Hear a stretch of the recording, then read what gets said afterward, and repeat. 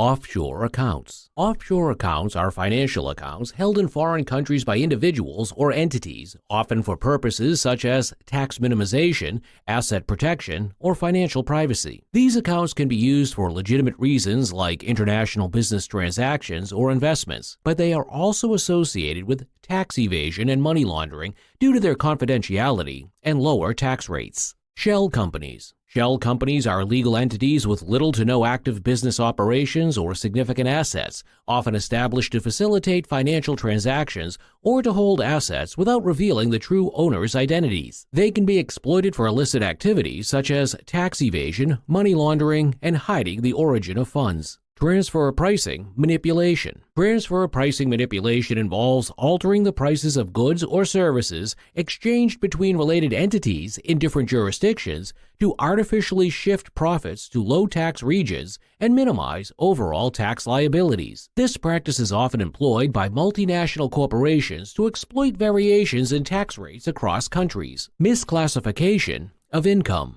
Misclassification of income occurs when earnings are inaccurately reported or characterized to take advantage of tax loopholes, evade taxes, or reduce reporting obligations. It may involve disguising ordinary income as capital gains or mislabeling wages as investment income. Phony deductions. Phony deductions refer to false or exaggerated expenses claimed on tax returns to reduce taxable income, often through the submission of fabricated receipts or invoices. This fraudulent practice aims to lower tax liabilities and can lead to legal consequences if discovered by tax authorities. Income shifting. Income shifting involves the strategic allocation or movement of income from high-tax jurisdictions to low-tax ones through various legal means, such as transferring intellectual property rights, royalties, or profits between affiliated entities. This practice allows businesses to minimize their tax burdens while remaining compliant with tax laws. Round tripping is a financial maneuver where funds are transferred through a series of transactions to create the illusion of legitimate economic activity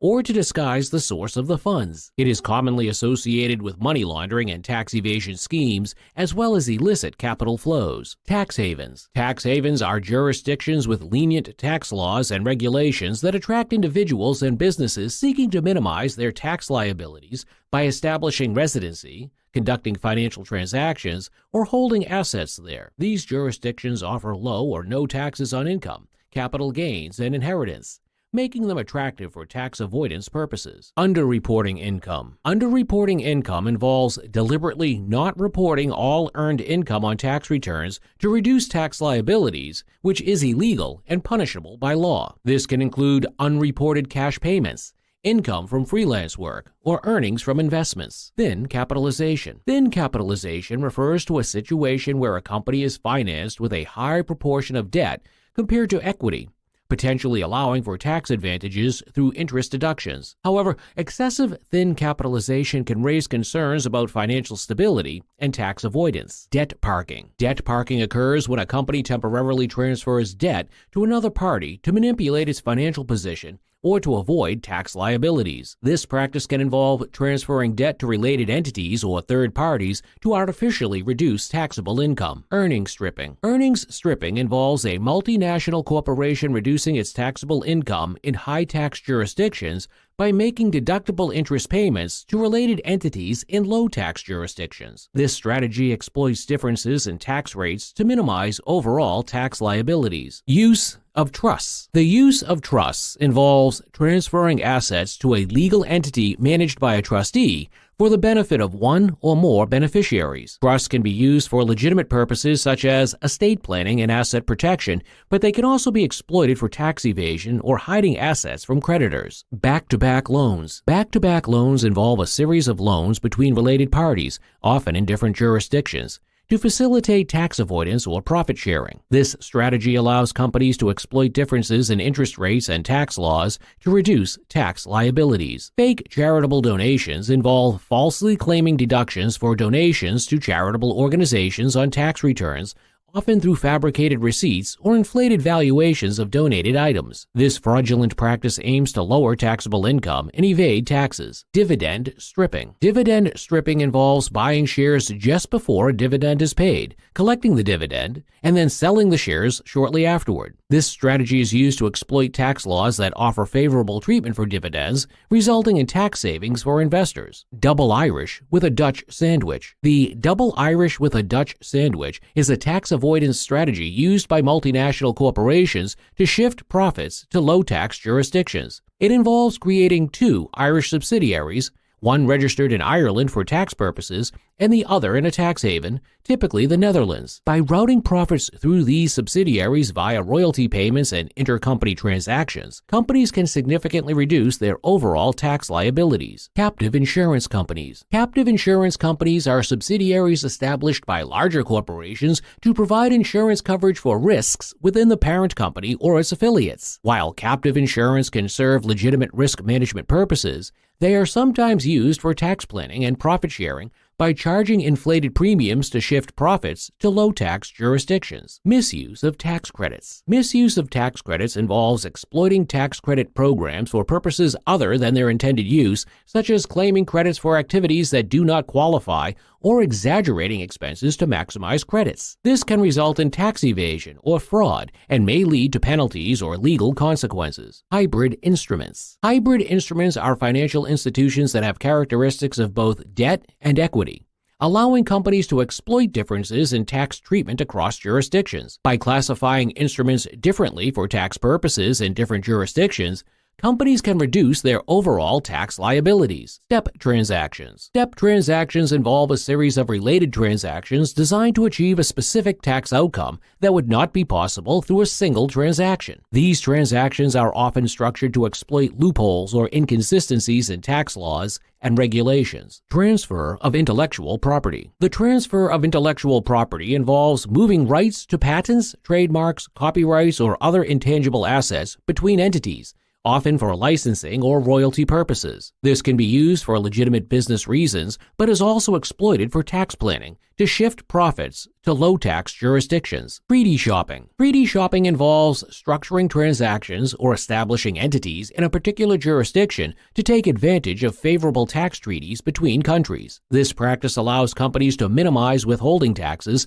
or exploit other tax benefits provided by tax treaties. Bermuda black hole. The term Bermuda black hole refers to the use of Bermuda as a tax haven where profits are routed through Bermuda-based entities to take advantage of its favorable tax regime. This practice can result in a significant reduction in overall tax liabilities for multinational corporations. Digital goods and services. Digital goods and services refer to intangible products or services that are delivered electronically over the internet or through digital platforms. This includes items such as e-books, software, digital music, streaming services, and online subscriptions. Due to their intangible nature and ease of distribution, digital goods and services present unique challenges for taxation and regulation. Profit participation loans. Profit participation loans are financial arrangements where a lender provides funding to a borrower in exchange for a share of the borrower's profits rather than traditional interest payments. While these loans can offer flexibility and potential tax advantages, they may also raise concerns about the classification of income and the risk-sharing arrangement between parties. Inflated invoices. Inflated invoices involve billing clients or customers for goods or services at prices higher than their actual value. This practice can be used to inflate revenues and profits, leading to tax evasion, financial fraud, or misrepresentation of company performance. Personal expenses as business costs. Treating personal expenses as business costs involves claiming personal expenditures as deductible business expenses on tax returns. This can include expenses such as meals, travel, entertainment, or home office expenses that are not legitimately related to business activities. This practice is illegal and constitutes tax evasion. Phantom stock. Phantom stock is a form of equity compensation where employees are granted hypothetical shares or units that mirror the value of actual company stock. While phantom stock does not represent actual ownership in the company, it provides employees with a stake in the company's performance and may be subject to tax implications. Round-trip financing. Round-trip financing involves the circular movement of funds through a series of financial transactions, often with the intention of creating the appearance of legitimate business activity or inflating revenues. This practice can be used to deceive investors, creditors, or tax authorities, and may constitute financial fraud. Script dividends. Script dividends are dividends paid to shareholders in the form of additional shares rather than cash. While script dividends can provide companies with flexibility in managing cash flow, they may also have tax implications for shareholders and raise questions about the company's financial health and dividend policy. Non-arm's length transactions. Non-arm's length transactions refer to transactions between related parties, such as family members, affiliates, or entities with common ownership, where the terms and conditions are not set at arm's length or fair market value. These transactions can be used to shift profits, assets, or liabilities between related entities for tax planning or avoidance purposes. Re-invoicing centers. Re-invoicing centers are intermediary entities, often located in low-tax jurisdictions, that facilitate the transfer of goods or services between related parties within a multinational corporation. These centers can be used to manipulate transfer pricing, allowing companies to shift profits to jurisdictions with favorable tax rates. Private annuities. Private annuities are financial arrangements where an individual transfers assets to another party, often a family member or trust, in exchange for periodic payments for a specified period or for life. This can be used as a tax planning tool for estate and wealth transfer purposes. Non-commercial losses. Non-commercial losses occur when expenses exceed income from a business or investment activity that is not considered to be carried on for profit. In tax systems, such losses may not be fully deductible or may be subject to restrictions to prevent abuse. Income sprinkling. Income sprinkling involves distributing income among family members or related entities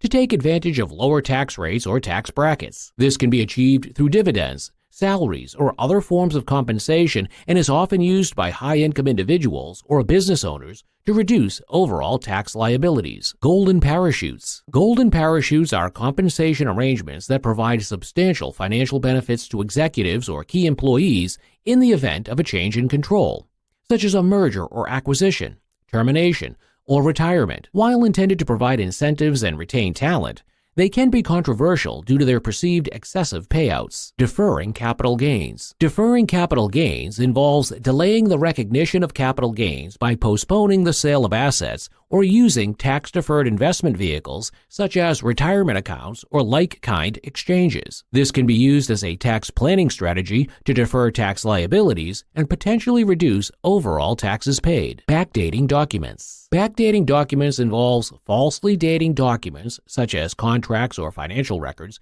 to make it appear as though they were created or executed on an earlier date. This can be used for various purposes, including tax evasion, fraud, or circumventing legal requirements. Leasebacks. Leasebacks are financial transactions where a company sells an asset, such as real estate or equipment, to a third party and then leases it back from the buyer. This arrangement allows the company to access capital tied up in the asset while retaining its use, often with tax or accounting benefits.